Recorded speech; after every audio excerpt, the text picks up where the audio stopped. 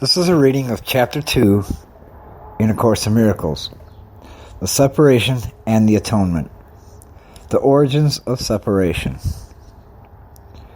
To extend is a fundamental aspect of God, which He gave to His Son.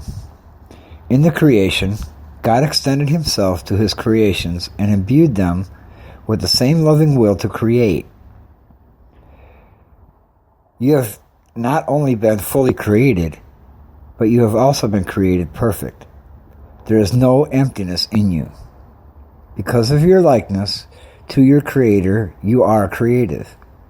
No child of God can lose this ability because it is inherent in what he is, but he can use it inappropriately by projecting. The inappropriate use of extension or projection occurs when you believe that some emptiness or lack exists in you, and that you can fill it with your own ideas instead of truth. This process involves the following steps. First, you believe that what God created can be changed by your own mind. Second, you believe that what is perfect can be rendered imperfect or lacking. Third, you believe that you can distort the creations of God, including yourself. Fourth, you believe that you can create yourself and that the direction of your own creation is up to you. These related distortions represent a picture of what actually occurred in the separation, or the detour into fear. None of this existed before the separation, nor does it actually exist now. Everything God created is like Him. Extension, as undertaken by God, is similar to the inner radiance that the children of the Father inherit from Him. Its real source is internal. This is as true of the Son as of the Father. In this sense, the creation includes both the creation of the Son by God and the Son's creation when His mind is healed. This requires God's endowment of the Son with free will, because all loving creation is freely given in one continuous line, in which all aspects are of the same order. The Garden of Eden, or the pre-separation condition, was a state of mind in which nothing was needed. When Adam listened to the lies of the serpent, all he heard was untruth. You do not have to continue to believe what is not true unless you choose to do so. All that can literally disappear in the twinkling of an eye because it is merely a misperception. What is seen in dreams seems to be very real. Yet the Bible says that a deep sleep fell upon Adam, and nowhere is there reference to his waking up. The world has not yet experienced any comprehensive reawakening or rebirth. Such a rebirth is impossible as long as you continue to project or miscreate. It still remains within you, however, to extend as God extended His Spirit to you. In reality, this is your only choice, because your free will was given you for joy in creating the perfect. All fear is ultimately reducible to the basic misperception that you have the ability to usurp the power of God. Of course, you neither can nor have been able to do this. Here's the real basis of your escape from fear.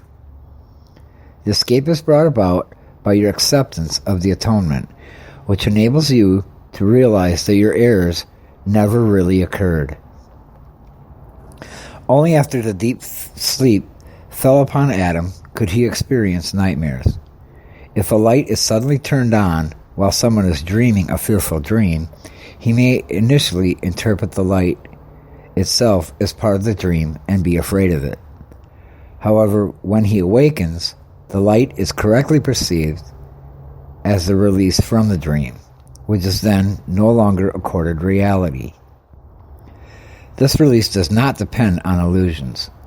The knowledge that illuminates not only sets you free, but also shows you clearly that you are free. Whatever lies you may believe are of no concern to the miracle, which can heal any of them with equal ease. It makes no distinctions among misperceptions. Its sole concern is to distinguish between truth on the one hand and error on the other. Some miracles may seem to be of greater magnitude than others, but remember the first principle in this course. There is no order of difficulty in miracles. In reality, you are perfectly unaffected by all extensions of lack of love. This can be from yourself and others, from yourself to others, or from others to you. Peace is an attribute in you. You cannot find it outside. Illness in some form of external searching. Illness is a form of external searching. Health is inner peace.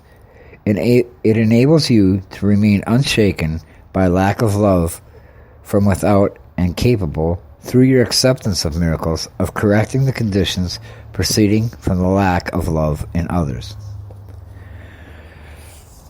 I recently went through this chapter with some couple of minister friends of mine, and I found this very, very powerful. Just at the fact that nothing that we perceive in this world, in the dream, has ever actually occurred. And we're reminded that what we think is happening in reality has really no effect. So all the thoughts that we have about unworthiness, that somebody did something to us, is of no consequence. As hard as that is to believe, that's very true.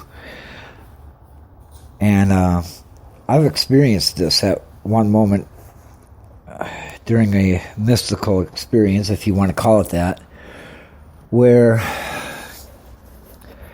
everything I thought was myself, everything that I thought was me, was seen, I don't know how to put it, from a completely different perspective. And it was just so beautiful. There was, on and off for about 2 weeks, this was in 2012 that I had this experience, I would look at a tree or my own hand, and everything was me. There was no separation. There was no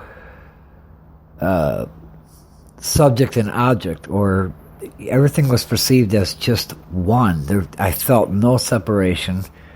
I felt no sense of unworthiness. And it was the most peaceful experience I have ever had in my life.